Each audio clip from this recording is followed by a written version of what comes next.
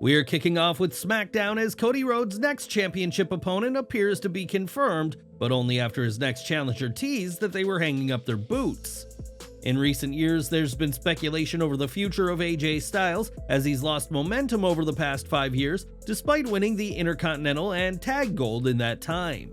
SmackDown revolved around Styles having a big announcement, which came after he previously begged Nick Aldis for a rematch for the WWE Championship.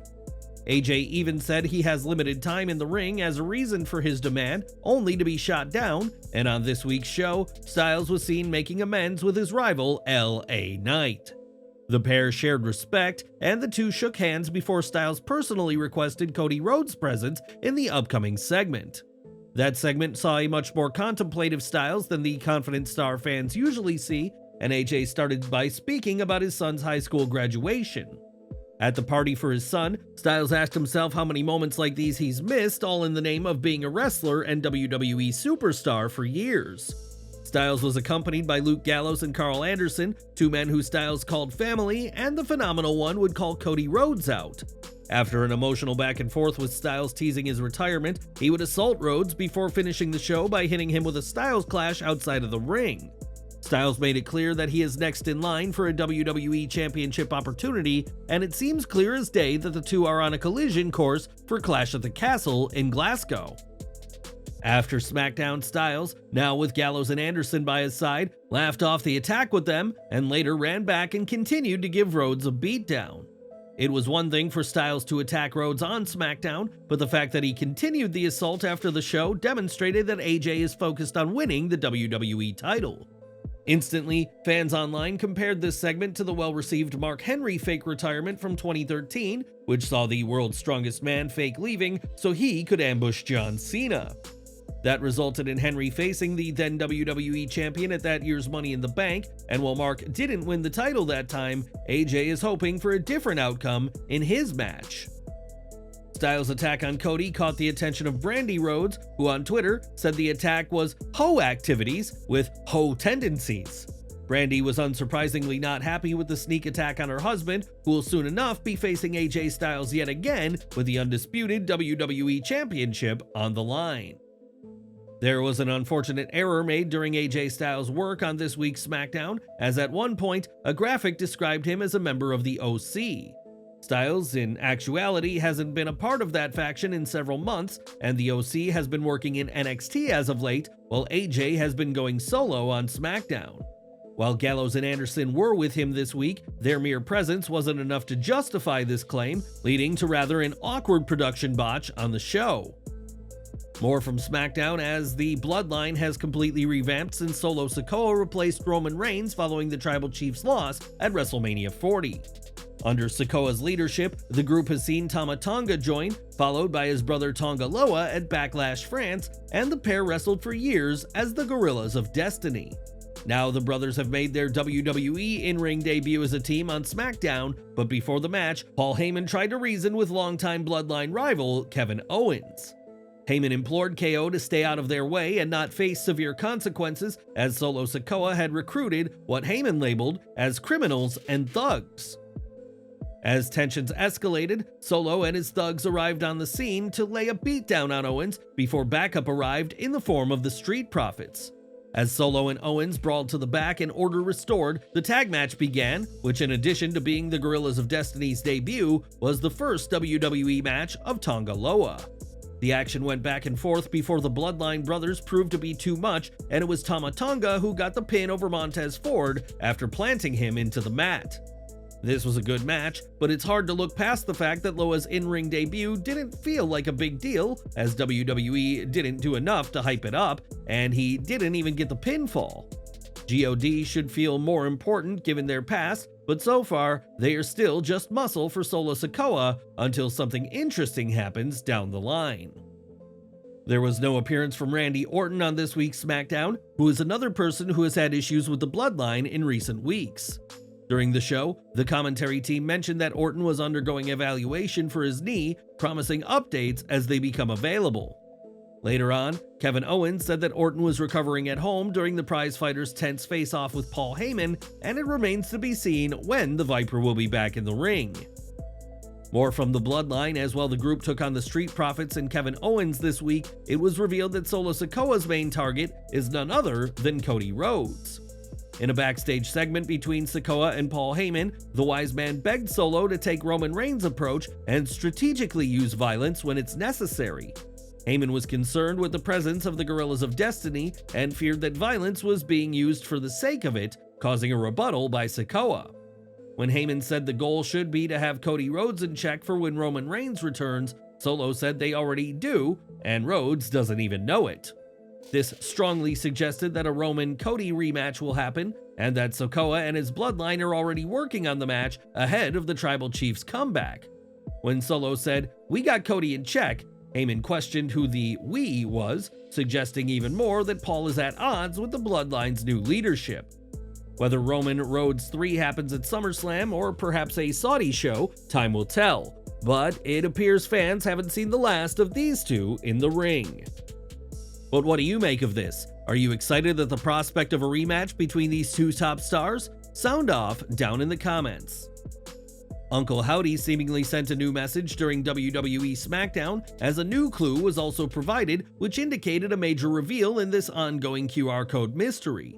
Since the post-WrestleMania Raw, QR codes leading to clues have been popping up on WWE TV, and it appears that these clues are pointing to Howdy's return. This situation is similar to the White Rabbit that led to Bray Wyatt's return in 2022, and on this week's SmackDown, a QR code popped up with the message "Hello" in different languages. The word "goodbye" appeared in just English, and scanning the code takes fans to a website with multiple words placed in an oval shape. Clicking each text opens either a previously seen video or a new video, and there is the ever-present crow symbol in the middle of all these texts. Each link points to a different puzzle, and there are also 10 pages of journal entries referencing a mysterious person, possibly Uncle Howdy himself. Above these texts there are the words "recapitulation" and "I am all of us," and below it are the words "elucidate" and "remember." Clicking on "elucidate" leads to a Twitch video of the therapist, which was part of an earlier clue, while clicking on "remember" points to another Twitch video, which is 35 minutes long. Below those two words is a sad icon, and clicking on this goes to an image with the words "save yourself" and "we'll tell you more tomorrow," indicating that something could be revealed soon. This clue served as a recap of everything so far in this storyline, and it'll be interesting to see what the new Uncle Howdy tease will be, and where WWE will post the next clue. Earlier this week, WWE NXT's Brooks Jensen shared his booking information on Twitter, suggesting that he had been let go by WWE. It turns out, though, that Brooks hasn't gone just yet, as when Fightful Select reached out to him, they were advised to speak to Jensen's higher-ups. Inquiries about Brooks' recent behavior was met with uncertainty, even among other NXT talent, and last night's WWE NXT Live event has added even more speculation to this story. During the event in Tampa, Brooks appeared ringside with a sign reading, "Bret would book this better," a nod to Bret Hart's famed rival Shawn Michaels being the head of NXT.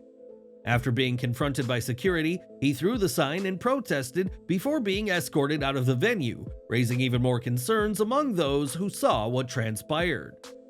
Further inquiries in NXT revealed that Brooks Jensen's social media posts were part of a storyline, with a source in creative saying Jensen has been present at several NXT tapings.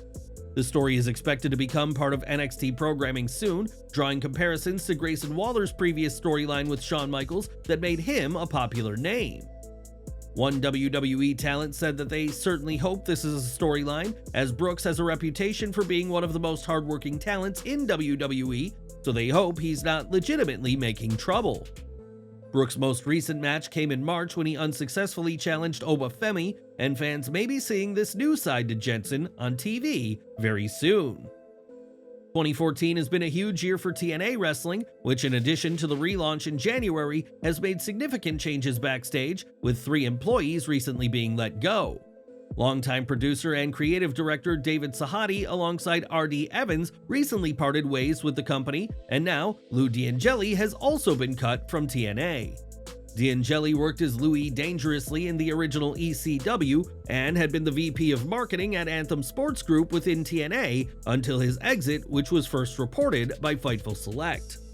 R.D. Evans was a notable name to leave TNA, as he had been popular in the company to the point that an email acknowledging his exit and expressing gratitude was shared internally. Evans is known by many for his previous WWE departure, which came after a reported confrontation with Vince McMahon, and now he is also out of TNA wrestling. These exits align with Anthem's strategy to pivot towards a new direction and enhance their presence in live event markets, as these are the latest in a series of cuts. More from WWE SmackDown now, as Carmelo Hayes made quite the unfortunate mistake during a backstage segment with LA Knight. Hayes has been gunning down veterans since arriving on the Blue brand, but his attempt to roast Knight ended up with Melo losing the verbal battle before Knight even spoke. On last week's SmackDown, Hayes and A-Town Down Under lost to Knight and the Street Profits, but undeterred, Melo tried to get to Knight, who has been seeking Logan Paul's US title. In the segment, Melo was supposed to ask why Logan Paul would want to face the likes of LA Knight, but messed up and asked, "Why would LA want to face you?" Knight, catching the mistake, responded by saying, "Well, if I face myself, then I'd be looking in the mirror," and Hayes quickly corrected himself and said he was talking about the Maverick. With his intervention, LA Knight allowed the youngster to get back on track with his promo skills, and Hayes continued and asked Knight if he was as good at fighting as he was at talking. On Twitter, Hayes did acknowledge his botch and joked that for making one error on SmackDown, maybe he should be sent back to NXT. It should be interesting to see which three letters rule at the end of their next match, HIM or BFT, though we feel many will remember this segment for the unfortunate mistake. As we mentioned, LA Knight has his sights set on the US title, and on this week's SmackDown called out Logan Paul and challenged him to a title match. The issues between Paul and Knight began weeks ago when the two superstars came face to face on the Blue brand, and Knight was even ringside for Paul's title match in Jeddah. That show saw the Maverick fail to win the WWE title from Cody Rhodes, but on SmackDown, Nick Aldis informed Knight that Paul would be absent from this week's show. This came as quite the blow to Knight, who has yet to win a major championship in WWE, and his only title accomplishment was winning the $1 million title in NXT. Paul, on the other hand, has surpassed 200 days as the US champion, but has only had 2 title defenses, the most recent being against Kevin Owens and Randy Orton at WrestleMania 40. A title match could be coming for SummerSlam, which will be in Paul's native Cleveland, but WWE has yet to confirm anything, and it remains to be seen when Paul will return to TV. Over to NXT, as fans were shocked to see TNA Knockouts World Champion Jordynne Grace on this week's show, as the powerhouse has been chosen to face Roxanne Perez at Battleground. This has left fans speculating as to who else could step through what's been called the prohibited portal, with stars from both WWE and TNA teasing appearing for the other. During an interview with KTNV Channel 13 in Las Vegas, Shawn Michaels was asked about WWE's plans for their collaboration with TNA and hinted at some big crossover matches. He said, "Well, look, obviously a lot of those decisions get made by people above me. But look, I have no doubt that there's going to be some very exciting announcements coming down the pipe. Let's put it that way. I will say this, again, it comes back to wanting to entertain the people that do this, and you just said it, for fans, we have wanted A, B, and C for so long. I don't know, I guess with those of us that get to do this behind the scenes, those are things that we've wanted to see. Why not see if we can bring you guys one of these things you've been looking for? Obviously a very exciting time to be a wrestling fan, and we'll see how much of it culminates Battleground on June 9th. I'm sure a lot of things are going to be going on that night, so I wouldn't miss it." It has been reported that WWE believes that there will be some level of NXT involvement at TNA Against All Odds when that show takes place on Friday, June 14th. The event is expected to feature Jordynne Grace issuing an open challenge for the TNA Knockouts title, and fans have been speculating that a WWE name will answer her call. Additionally, there is speculation about NXT participation at Slammiversary in Montreal, a city that WWE knows all about making history in. After years of refusing to work with others, WWE has been more open to interpromotional work in recent years, and we'll have to see which WWE stars show up in TNA, and vice versa. Back to SmackDown, as Drew McIntyre competed in a dark match after the show, but the Scottish Warrior once again had some choice words for CM Punk. Addressing the crowd, McIntyre said that when he wins the World Heavyweight title at Clash at the Castle, he'll offer Punk a title match, one that Punk's ego will make sure he accepts. McIntyre said that when the two finally face off, he will embarrass Punk more than Punk did to himself in the UFC, which drew a reaction from the crowd. Punk hasn't wrestled since the Rumble, but that hasn't stopped his feud with McIntyre, and we'll have to see if all goes as Drew prophesized after this week's SmackDown. One name fans shouldn't expect to see in WWE's future plans is Becky Lynch, as after this week's SmackDown, a huge update was given on the man. It's no secret that Lynch's contract had been winding down, and as Fightful Select reports, Lynch's contract officially ended as of midnight last night. Lynch is a free agent for the first time since 2013 and last re-signed in 2021, and has now left following a title feud with current Women's World Champion Liv Morgan. Becky is expected to receive major offers, with sources predicting she will receive the biggest contract offers of any woman in wrestling history, though WWE are confident she'll return. Lynch has been telling people she has no plans to join AEW at this time, and instead, Lynch is expected to take a much-deserved break from wrestling and spend time with her family. WWE reportedly had no worries about whether Lynch would do business with them as her contract ticked away, suggesting that the relationship between the two sides remains positive. For now, though, Lynch is ready to rest up and spend more time with Seth Rollins and their daughter Rue, and time will tell when the man next steps in the ring. The last time fans saw Brock Lesnar, it was at SummerSlam 2023, where he lost to Cody Rhodes, and in early 2024, Lesnar was pulled from the Royal Rumble and all future plans. That's because he is linked to Janelle Grant's lawsuit against WWE and Vince McMahon, and he was also excluded from WWE 2K24, with fans wondering about his future. According to the Wrestling Observer newsletter, it was reported that Brock Lesnar needs to be cleared by WWE's legal team in order for him to make his return, but that has not happened yet. Lesnar may be a top name in WWE, but for now, the Beast Incarnate is having to wait for a triumphant return, and the timing of his comeback remains uncertain. When do you feel Brock Lesnar will return to WWE television, if it even happens at all? Sound off in the comments section below. Since launching in 2019, AEW has seen a lot of growth over the 5 years, but have also experienced some growing pains with some recent cost-cutting measures put in place. One such measure will see 5 weeks of AEW Collision air from Arlington, Texas on the road to All In, meaning AEW doesn't have to travel and move their production around the US. In the Wrestling Observer newsletter, Brian Alvarez confirms the implementation of cost-cutting measures, which have also seen some cut from the roster.